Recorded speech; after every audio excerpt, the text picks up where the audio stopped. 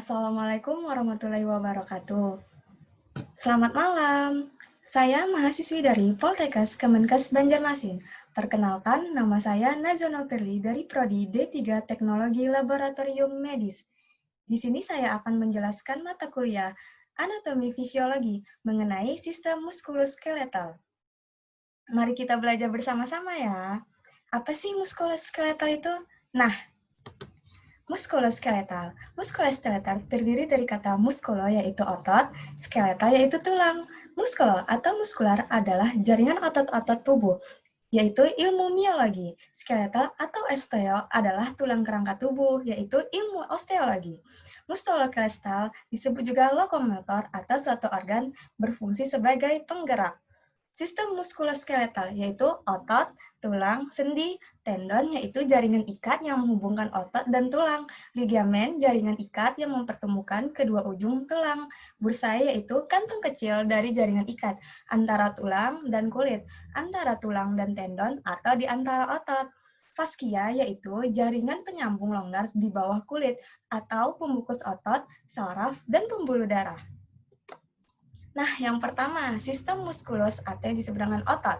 Sistem otot terdiri dari otot, faskia, tendon. Otot membentuk 43% berat badan.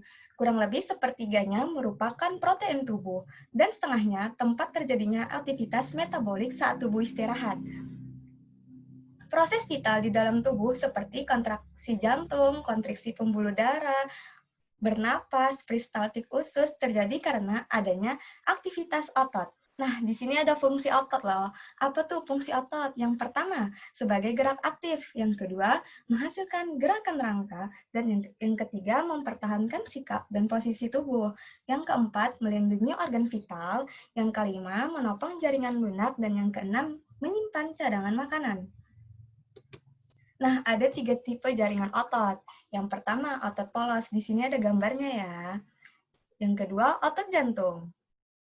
Dan yang ketiga, otot rangka. 3 tipe jaringan otot. Yang pertama, otot rangka lurik. Bentuk silindris dengan garis gelap dan terang. Melekat pada rangka, bekerja secara sadar dengan perintah otak volunter, cepat dan mudah lelah.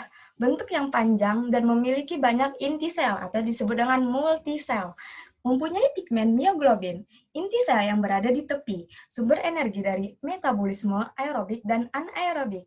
Yang kedua, otot jantung. Otot jantung yang berbentuk silindris, memiliki percabangan disebut sinsitium. Yang ketiga, otot jantung terletak pada jantung, memiliki satu inti sel yang berada di tengah. Bekerja tanpa kesadaran manusia yang disebut involunter. Serat otot polos berserat, bekerja terus-menerus dan tak membutuhkan istirahat. Sumber energi terutama dari metabolisme aerobik. Nah, yang ketiga, otot polos, berbentuk gelondong, memanjang, dan ujungnya runcing. Jumlah inti sel 1 dan terletak di tengah juga. Tidak mempunyai garis melintang, bekerja secara involunter atau di luar kehendak syaraf otonom. Serat otot polos yaitu tidak berserat, terdapat di organ dalam tubuh visceral. Kecepatan kontraksi paling lambat, mampu berkontraksi lama dan tidak cepat lelah. Terdapat pada ginting penyusun organ-organ tubuh bagian dalam, contohnya seperti saluran pernapasan, saluran pencernaan, saluran reproduksi, pembuluh darah, dan getah bening. Sumber energi terutama dari metabolisme aerobik. Ya, itulah 3 tipe jaringan otot. Dan yang sekarang fungsi otot rangka. 1. Menghasilkan gerakan rangka. Yang kedua, mempertahankan sikap dan posisi tubuh. Menyokong jaringan lunak, menunjukkan pintu masuk dan keluar saluran dalam sistem tubuh. Mempertahankan suhu tubuh kontraksi otot yang disebut dengan energi menjadi panas. Nah, di sini ada struktur otot rangka, ada 7. Yang pertama, tendon, kedua faskia, ketiga sarkolema atau membran sel atau sel otot atau juga sering disebut sarkoplasma. Yang keempat miofibril, yang kelima sarkomel dan yang keenam retikulum sarkoplasma, yang ketujuh motor implants. Nah, yang kedua sistem skeletal atau yang disebut rangka atau tulang. Sistem rangka dan sendi, bagian dari sistem gerak yang disebut dengan pasif, terbentuk dari jaringan ikat yang keras dan kaku atau jaringan penyokong. Banyak mengandung mineral, zat perekat, dan zat kapur. Fungsi sistem rangka, yaitu penyangga berdirinya tubuh tempat melekatnya ligamen-ligamen otot, jaringan lunak, dan organ.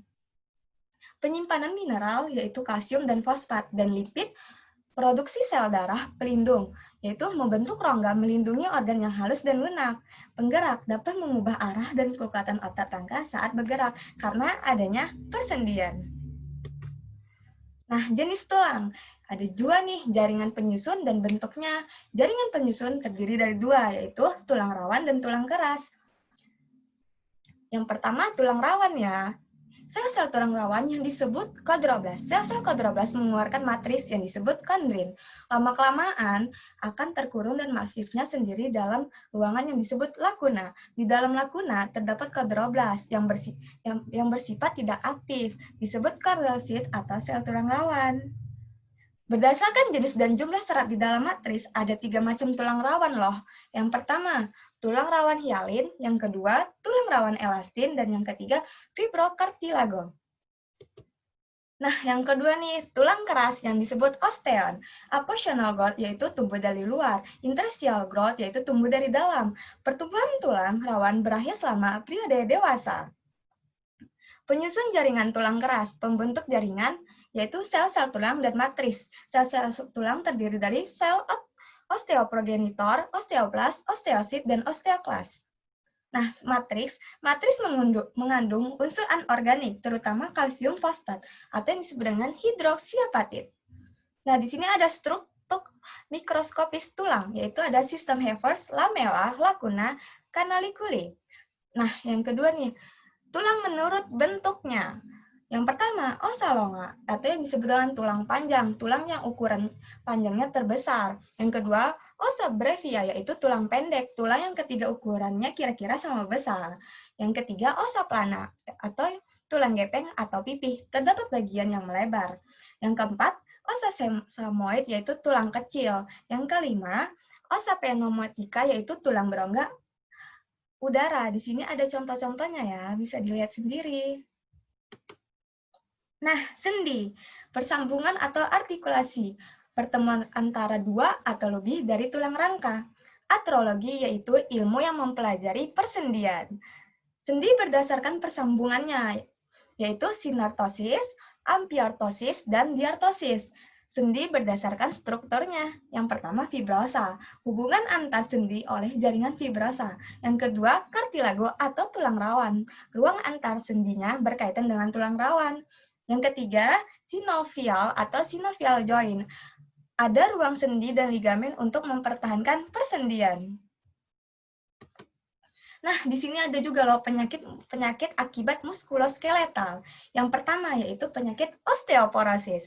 Osteoporosis adalah kondisi berkurangnya kepadatan tulang. Hal ini menjadi tulang menjadi keropos dan mudah patah. Nah, ada juga gejala osteoporosis loh. Penderita osteoporosis bisa mengalami gejala sebagai berikut. Yang pertama, mudah mengalami patah tulang, walau hanya karena benturan yang ringan. Yang kedua, nyeri punggung, biasanya disebabkan oleh patah tulang belakang, postur badan membungkuk, dan tinggi badan berkurang. Nah, di sini ada juga gambarnya. Ini gambar orang yang normal ya, dan ini gambar orang yang sudah terkena osteoporosis. Kita lanjut ya. Penyebab dan faktor risiko osteoporosis. Osteoporosis disebabkan oleh menurunnya kemampuan tubuh untuk meregenerasikan tulang. Selain faktor usia, berikut ini ada beberapa faktor lain yang bisa meningkatkan risiko terjadinya osteoporosis. Yang pertama, berjenis kelamin wanita, terutama setelah menopause, memiliki keluarga dengan riwayat osteoporosis, mengalami kekurangan vitamin D dan kalsium, mengalami gangguan hormonal dan penyakit tertentu seperti penyakit Crohn atau malabsorpsi, mengonsumsi obat kortikosteroid dalam jangka waktu yang lama, mengalami kecanduan alkohol dan merokok. Nah, di sini ada diagnosis osteoporosis.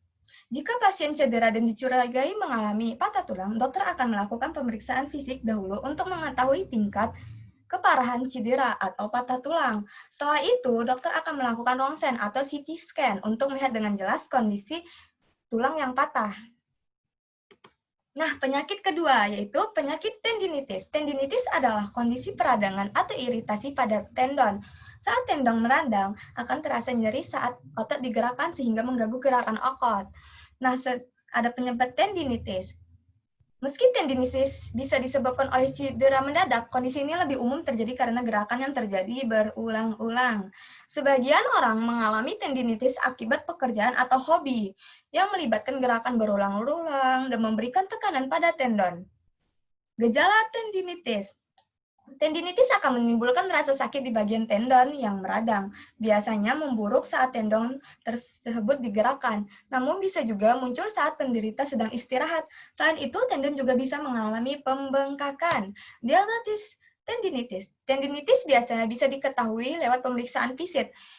Namun, pada kasus tertentu, dokter membutuhkan prosedur pencitraan seperti USG, fotoronsen, atau MRI untuk melihat kemungkinan robekan dan penebalan tendon atau diskolasi sendi. Nah, di sini ada juga loh gambar kaki yang sudah terkena tendon. Ini yang normalnya, yang ini yang sudah terjadi tendinitis, ada tahapannya. Nah, selanjutnya ya, penyakit ketiga, penyakit patah tulang. Patah tulang atau fraktur adalah kondisi ketika tulang patah sehingga posisi atau bentuknya berubah. Penyebab patah tulang. Patah tulang terjadi ketika tulang menerima tekanan yang lebih besar dari yang bisa diterima oleh tulang tersebut. Makin besar tekanan yang diterima tulang, umumnya akan makin berat pula tingkat keparahan tulang.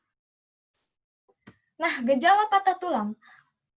Gejala yang biasa timbul pada seorang mengalami patah tulang yaitu yang pertama, nyeri berat di area patah tulang. Yang kedua, memar dan bengkak pada area yang mengalami cedera. Yang ketiga, tulang mencuat keluar dari kulit. Pada patah tulang terbuka.